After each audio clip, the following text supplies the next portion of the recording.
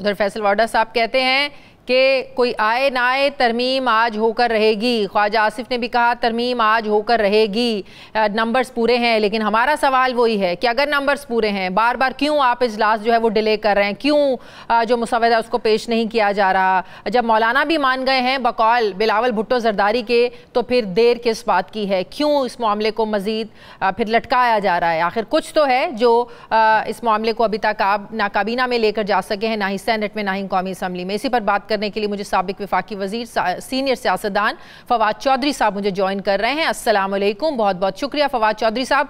फवाद चौधरी साहब, 2-4 दिन से तो बहुत ज्यादा हुकूमत हमें बेचैन लग रही है, इतनी बेचैन कि रात को बिलावल भुट्टो ये कहने पर मजबूर हो गए कि ऑपोजिशन के साथ इतने कॉम्प्रोमाइज करने के बाद भी अगर ये नहीं माने तो हम गैर मतनाज़ा जो मतनाज़ा तरीका है वो अपनाने पर जो है वो हम मजबूर हो जाएंगे।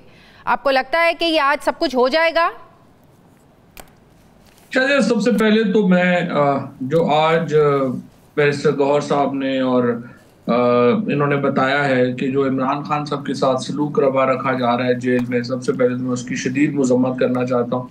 इमरान खान ना सिर्फ पाकिस्तान के साबिक वजीर आज़म हैं, वो पाकिस्तान की इस वक्त बहुत बड़ी अक्सरियत के लीडर हैं और उनकी नब्ज़ पे उनका हाथ है। उनके साथ इस तरह का बेईमाना सलूक जिसकी तफसीलात गौर साहब ने दी हैं वो इंतहाई अफसोसनाक है और उसको फौरी तौर के ऊपर जो है वो उनको जो सहूलियात है वो देनी चाहिए। उन्हें बी क्लास की सहूलियात नहीं, उन्हें ए क्लास की सहूलियात देनी चाहिए और उनको वो जो है और उनके साथ मैं समझता हूँ कि जो मैं चूंकि तकरीबन 7 महीने जेल में रहा हूँ, 5.5-6 महीने एक बार और 1 महीना एक बार, तो मुझे एग्जैक्टली पता है कि वहाँ पे जो कैदी हैं जब इतनी तवील मुलाकातों पे बैन लग जाते हैं तो वहां पे तो बहुत गुर्बत है, इतना दुख और गुर्बत है आप बता नहीं सकते, और उसमें बहुत इजाफा हो जाता है और इतने आप हजारों लोगों की बद्दुआएं ले रहे हैं। तो मैं कहूँगा कि इसको फौरी तौर पे नॉर्मलाइज किया जाए, मुलाकातों को नॉर्मलाइज करें और जेल के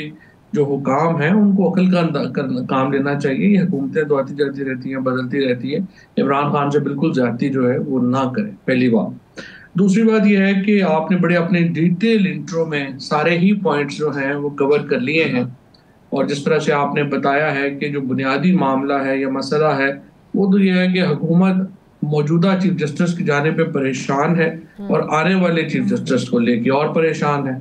और वो इसलिए परेशान है कि देखिए, हुकूमत चाहती तो यही है कि अदलिया जो है वो, जैसे इस्लामाबाद पुलिस तबाह हुई है, इलेक्शन कमीशन ऑफ पाकिस्तान तबाह हुआ है, लाहौर पुलिस तबाह हुई है, तो वैसे ही अदलिया भी एक FIA टाइप इदारा बन जाए जिसको हम फोन करके बताया करें और उसी तरह का फैसला आ जाया करे।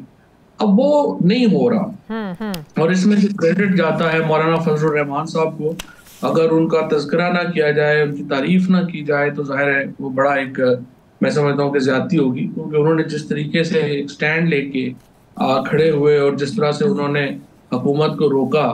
अब इस वक्त जो लेटेस्ट पोजीशन है, जो अभी मेरी कुछ सेनेटर्स से बात हो रही थी क्योंकि उधर बैठे हुए हैं हाउस में, उनका ख्याल है कि आईनी तरमीम अब आज जो है वो नहीं आएगी। अब बिलावल भुट्टो मौलाना फजलुर रहमान साहब के साथ हैं, अब वो अगला इसके बाद PTI के लोग जो है वो मुसवदा अभी असल लेके गए हैं मौलाना से और उन्होंने भी दोबारा वापस आना है मौलाना के पास। तो मुझे लग रहा है यही है कि ये तरमीम अब आज तो नहीं हो सकेगी।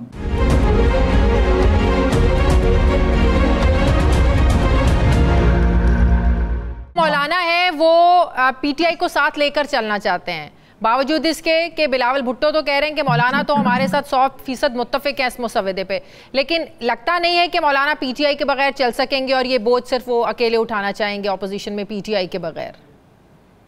नहीं, मौलाना ने एक बड़ी इंपॉर्टेंट बात की थी परसों अपनी प्रेस कॉन्फ्रेंस में। उन्होंने कहा था मैं पाकिस्तान की क़यादत कर रहा हूँ और जो इस वक्त पॉलिटिकल एक उनको एक मिली है रिवाइवल, जो कि शहबाज शरीफ और जरदारी जहां पॉलिटिक्स में बिल्कुल खत्म हो गए हैं, उनकी पॉलिटिक्स की उनकी हैसियत ही नहीं रह गई। और आप देख रही हैं कि इस वक्त तो लग रहा है कि अटक से लेके लाहौर तक, फैसलाबाद, साहिवाल, इन इलाकों में और आगे मुल्तान में पहले ही वो महदूद हैं। यहाँ तो नून लीग को टिकट लेने वाला कोई आदमी नहीं मिल रहा। सो इस वक्त जो सिचुएशन है इसमें मौलाना ने अपना कद जो है जो गलती उन्होंने की, नो कॉन्फिडेंस इमरान खान के खिलाफ सपोर्ट करके, तहरीक सपोर्ट करके, और ये उस वक्त एस्टेब्लिशमेंट के हाथों में खेल के उन्होंने उस गलती को, उसका मदावा कर दिया है।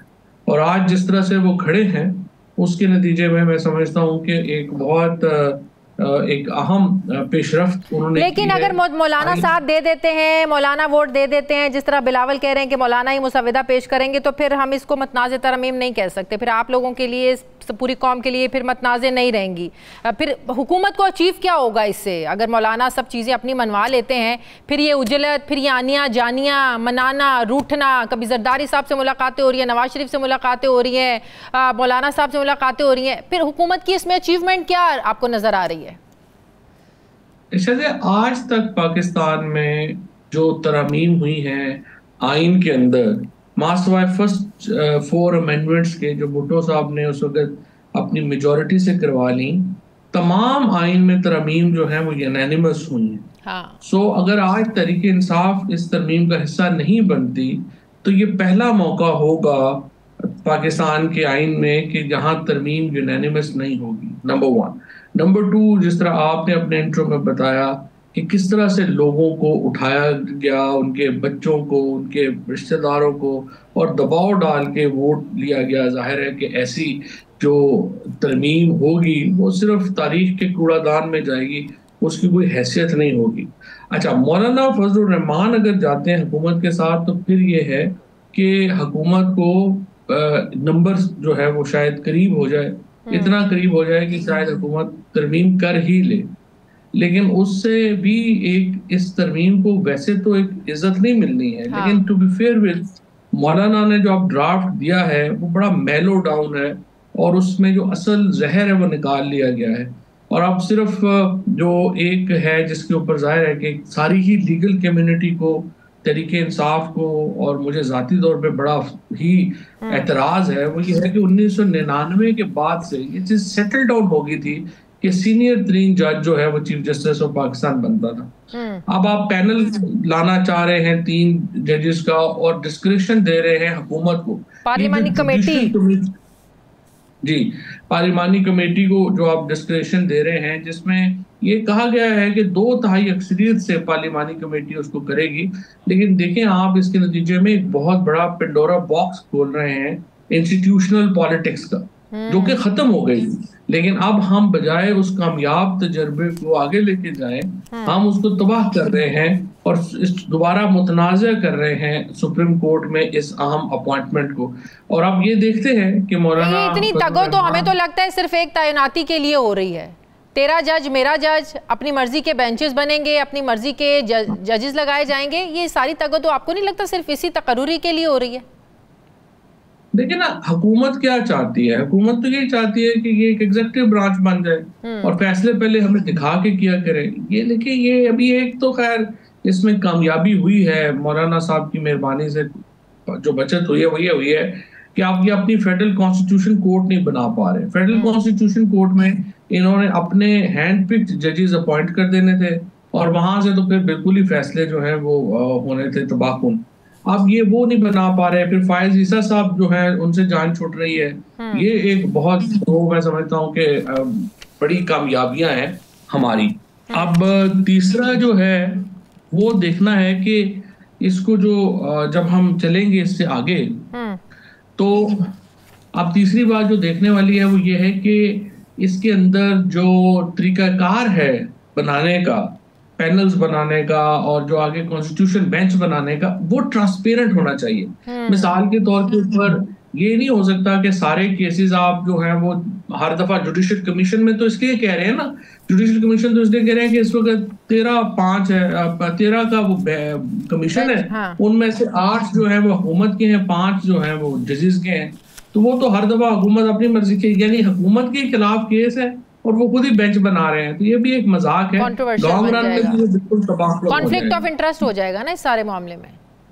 और अभी आपने जिस तरह से सेपरेशन का शुरू में सुनाया भी कि जो इंटरनेशनल रिकग्नाइज्ड प्रिंसिपल हैं कॉन्स्टिट्यूशन के और सेपरेशन के, ये उसके बड़े बिल्कुल खिलाफ है। बिल्कुल सही। अच्छा, आज जो मुलाकात हुई है पीटीआई के वफ्द की इमरान खान से, कुछ हमारे भी सोर्सेज से बात हुई।